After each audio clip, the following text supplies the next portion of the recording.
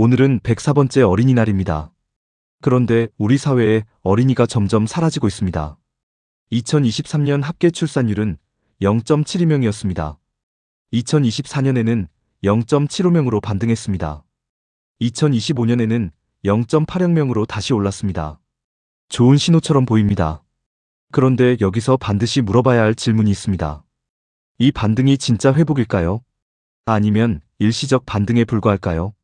그리고 지금 이 숫자가 우리 경제에 어떤 의미를 가지는지 아십니까?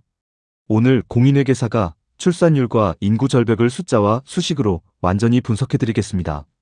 먼저 출산율 숫자의 구조를 정확하게 이해해야 합니다. 합계 출산율이란 여성 한 명이 평생 동안 낳을 것으로 예상되는 평균 출생아 수입니다. 인구를 유지하려면 합계 출산율이 얼마여야 할까요? 2.1명입니다. 부모 2명이 자녀 2명을 낳아야 인구가 유지됩니다. 0.1은 사망이나 이민 등을 보정한 숫자입니다. 한국의 합계 출산율 연도별 추이를 보겠습니다. 2021년 0.81명, 2022년 0.78명, 2023년 0.72명, 역대 최저, 2024년 0.75명, 반등, 2025년 0.80명, 추가 반등, 인구 유지선 2.1명의 절반도 안 됩니다. 그런데 한국만 이렇게 낮은 걸까요? OECD 국가 중 합계 출산율이 1.0명 미만인 나라는 2024년 기준 한국이 유일합니다. OECD 평균은 1.37명입니다. 한국은 그것의 절반 수준입니다.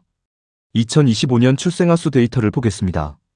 2025년 출생아 수는 25만 4,500명입니다. 전년보다 1만 6,100명이 늘었습니다.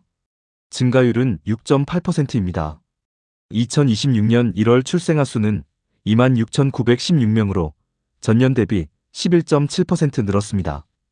2026년 2월은 전년 대비 13.6% 증가했습니다. 이 추세가 지속되면 2026년 연간 출생아 수는 30만 명에 근접할 수 있습니다. 그리고 합계 출산율 0.9명 달성도 가능합니다. 좋은 소식입니다. 그런데 0.9명이 2.1명과 얼마나 다른 숫자인지 계산해 보겠습니다. 인구 유지에 필요한 출산율 대비 현재의 출산율 비율을 계산하면 이렇습니다. 0.9 나누기 2.1은 약 43%입니다. 인구 유지에 필요한 아이의 43%밖에 태어나지 않는 것입니다. 왜 아이를 낳지 않을까요? 가장 근본적인 원인을 수치로 분석하겠습니다. 한국은 세계에서 양육비가 가장 비싼 나라입니다. 한국에서 자녀 한 명을 18세까지 키우는 데 드는 비용은 1인당 GDP의 7.79배에 달한다는 분석이 나왔습니다. 2026년 기준으로 계산해 보겠습니다. 2026년 한국 1인당 GDP는 약 4,500만 원 수준입니다. 4,500만 원 7.79배 약 3억 5,055만. 원아이 한 명을 대학 전까지 키우는데 약 3억 5천만 원이 필요합니다. 대학 등록금과 생활비까지 포함하면 4억 원을 훌쩍 넘습니다. 이것이 얼마나 큰 숫자인지 비교해 보겠습니다. 프랑스의 양육비는 1인당 GDP의 2.24배입니다. 호주는 2.08배입니다. 독일은 3.64배입니다. 한국 7.79배는 프랑스의 3.5배입니다. 같은 아이를 키우는데 한국은 프랑스보다 3.5배 더 많은 돈이 필요합니다. 양육비를 항목별로 분해해 보겠습니다. 한국보건사회연구원 조사에 따르면 자녀 한 명당 월 평균 양육비용은 약 72만 1,000원입니다. 연간으로 환산하면 72만 1,000원 12개월 약 865만 2천원입니다. 18년간 총액은 865만 2천원, 18년 약 1억 5,573만 원입니다. 이것이 기본 양육비입니다. 여기에 가장 큰 부담인 사교육비가 추가됩니다.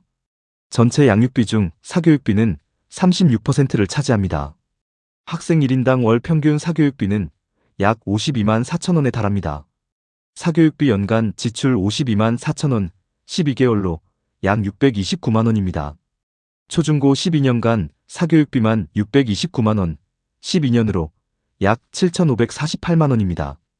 기본 양육비, 사교육비, 주거비, 대학 등록금까지 합산하면 3억 5천만 원에서 4억 원 이상이 됩니다. 30대 맞벌이, 부부의 10년치 이상 저축이 아이 한 명에 들어가는 구조입니다. 이 높은 양육비가 왜 유독 한국에서만 이렇게 높을까요? 세 가지 구조적 원인이 있습니다. 첫째, 사교육 경쟁 구조입니다. 한국의 사교육 참여율은 약 78.3%입니다. 내 아이만 사교육 안 받으면 뒤처진다는 불안이 지출을 강요합니다. 이것을 경제학에서는 군비 경쟁이라고 합니다. 모두가 사교육에 돈을 쓰면 아무도 혜택을 못 받지만 아무도 멈출 수 없는 구조입니다. 둘째, 주거비 부담입니다. 서울 아파트 평균 매매가는 12억 원을 넘습니다. 출산 전에 집을 먼저 마련해야 한다는 압박이 출산을 늦춥니다. 셋째, 여성 경력 단절 문제입니다. 출산 후 여성의 경력 단절은 평생 소득 손실로 이어집니다. 이 기회비용이 양육비에 포함되면 실질 비용은 훨씬 더 커집니다. 인구 감소가 경제에 미치는 영향을 수식으로 분석하겠습니다. 경제 성장의 기본 공식을 보겠습니다. GDP 성장률, 노동 투입 증가율. 자본 투입 증가율, 총요소 생산성 증가율. 인구가 줄면 노동 투입이 줄어듭니다. 노동 투입이 줄면 GDP 성장률이 낮아집니다. 통계청 장래인구 추계에 따르면 한국 총인구는 2020년 5,184만 명을 정점으로 감소하기 시작했습니다. 2050년에는 4,736만 명으로 줄어들 전망입니다. 2070년에는 3,766만 명으로 줄어들 전망입니다. 50년 만에 1,418만 명이 사라집니다. 서울 인구의 1.4배가 없어지는 것입니다. 노동연령 인구인 15세에서 64세는 더 빠르게 줄어듭니다. 2020년 3,738만 명에서 2050년 2,419만 명으로 줄어듭니다. 감소율이 35%입니다. 일할 사람이 35% 줄어들면 경제 규모가 어떻게 될까요? 노인 부양 부담도 수식으로 계산해 보겠습니다. 노인 부양 비율이란 생산 연령 인구 100명이 부양해야 할 65세 이상 노인 수입니다. 2020년 생산 연령 인구 100명당 노인 21.7명, 2030년 생산 연령 인구 100명당 노인 38.2명, 2050년 생산 연령 인구 100명당 노인 78.6명, 2050년에는 일하는 사람 100명이 노인 78.6명을 먹여 살려야 합니다. 지금보다 3.6배 무거운 짐입니다. 국민연금 재정에 직접적 영향을 줍니다. 현재 국민연금 가입자 수는 약 2,119만 명입니다. 인구 감소가 지속되면 2050년대 가입자 수가 절반 이하로 줄어들 수 있습니다. 보험료 수입은 줄고 연금 지급은 늘어납니다. 이것이 국민연금, 기금 고갈을 가속화하는 구조입니다. 정부는 저출산에 대응하기 위해 지금까지 얼마나 썼을까요? 2006년부터 2023년까지 저출산 대응 예산 누계는 약 280조 원입니다. 그런데 출산율은 0.72명까지 떨어졌습니다. 280조 원을 썼는데도 효과가 없었습니까? 원인 분석이 필요합니다. 전문가들은 이렇게 평가합니다. 현금 지원 중심 정책은 출산 결정에 미치는 영향이 제한적입니다. 구조적 문제, 즉 사교육비, 주거비, 여성 경력 단절, 고용 불안이 해결되지 않으면 돈을 아무리 줘도 출산율은 오르지 않습니다. 2026년 정부의 저출산 대응 예산은 역대 최대 규모입니다. 이재명 대통령은 아이를 낳고 기르는 것이 고통이 아니라 행복이 될 수 있게 하는 것이 중요하다고 밝혔습니다. 과연 이번에는 다를까요? 2025년과 2026년 반등의 진짜 원인을 분석해 보겠습니다. 전문가들은 두 가지를 꼽습니다. 첫째, 에코붐 세대의 혼인 정년기 진입입니다. 에코붐 세대란 1990년대 초반에 태어난 인구가 비교적 많은 세대입니다. 이들이 지금 결혼과 출산 정년기에 들어서면서 자연스럽게 출생아 수가 늘어난 측면이 있습니다. 둘째, 코로나19 이후 이연된 혼인과 출산의 회복입니다. 코로나19 기간 동안 미뤄졌던 결혼과 출산이 2024에서 2026년에 몰리는 효과가 있다는 분석입니다. 이 두 가지 효과가 소진되면 2027년에서 2028년에 다시 출산율이 하락할 수 있습니다. 전문가들은 지금이 마지막 골든타임이라고 경고합니다.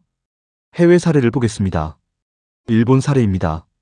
일본은 한국보다 20에서 30년 앞서 저출산 문제를 겪었습니다. 일본의 합계 출산율은 2005년 1.26명에서 최근 1.2명대 수준을 유지하고 있습니다. 그러나 인구는 이미 2010년부터 줄어들기 시작했습니다. 일본의 경험은 이렇게 요약됩니다.